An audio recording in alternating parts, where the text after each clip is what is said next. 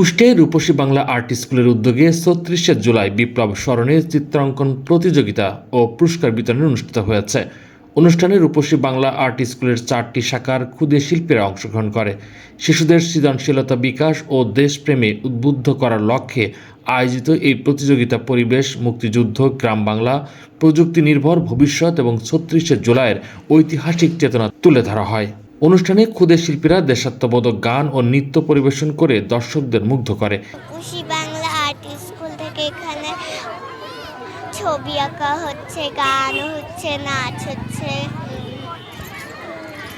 এরকম জানে আরো অনেকবার করে।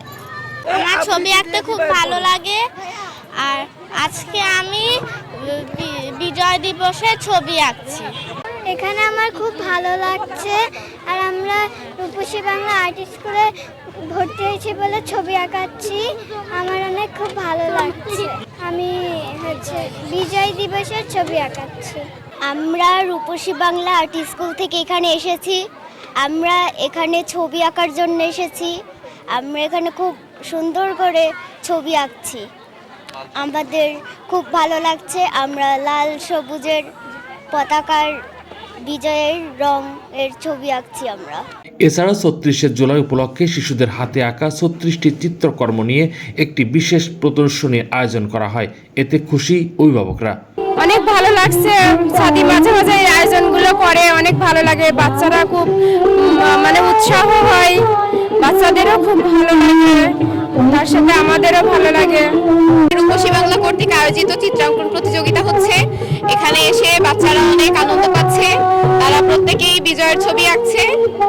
এই তো, আর এর পাশাপাশি সাংস্কৃতিক অনুষ্ঠান চলছে। হ্যাঁ, অবশ্যই এরকম আয়োজন হওয়ার প্রয়োজন আছে, কারণ এর থেকে আমাদের শিশুদের মেধা বিকাশ পায়। অনুষ্ঠানের প্রধান অতিথি হিসেবে উপস্থিত ছিলেন কুষ্টিয়ার অতিরিক্ত জেলা প্রশাসক শিক্ষা ও আইসিটি মিজানুর রহমান। প্রধান আলোচক হিসেবে বক্তব্য রাখেন পৌর বিএনপির কুষ্টিয়া সাধারণ সম্পাদক মোহাম্মদ কামাল উদ্দিন। অনুষ্ঠানে সভাপতিত্ব করেন রূপসী বাংলা আর্ট স্কুলের পরিচালক এস.কে. সাদি। এটা একটি অসাধারণ আয়োজন।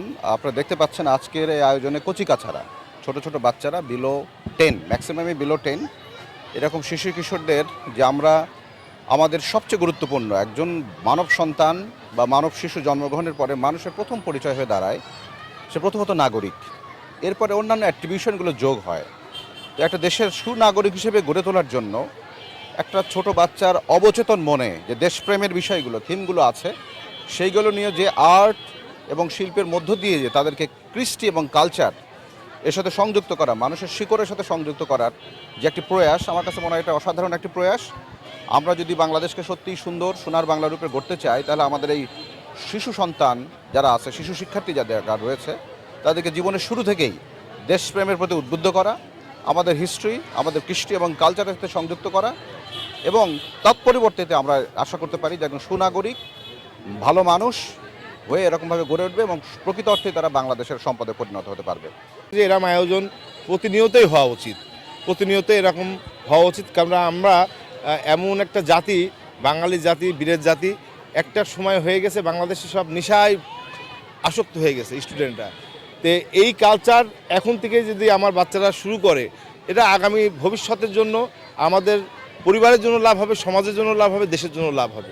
রূপসী বাংলা আর্ট স্কুল শিশুদের মেধা বিকাশে ধারাবাহিকভাবে বিভিন্ন প্রোগ্রাম করে থাকে।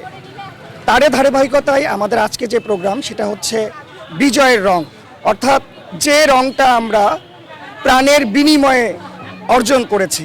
পৃথিবীতে অনেক রং আছে, কিন্তু আমাদের লাল এবং সবুজ যেই রং, এই রংটা যে আমাদের প্রাণের বিনিময়ে অর্জিত, সেটাই কিন্তু আমাদের শিশুদেরকে জানানোর উদ্দেশ্যে আমাদের আজকের এই আয়োজন।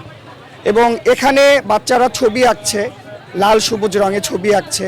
আমাদের টোটাল এনভায়রনমেন্টটাই লাল সবুজের, পাশাপাশি জুলাই বিপ্লবে যারা শহীদ হয়েছে তাদেরকে উৎসর্গ করে আমরা ৩৬শে জুলাইয়ের উপরে ৩৬টা শিশুদের আঁকা ছবি, সেটাও জুলাই কেন্দ্রিক ছবি, সেই ছবির প্রদর্শনী চলছে, আপনারা এখানে দেখছেন।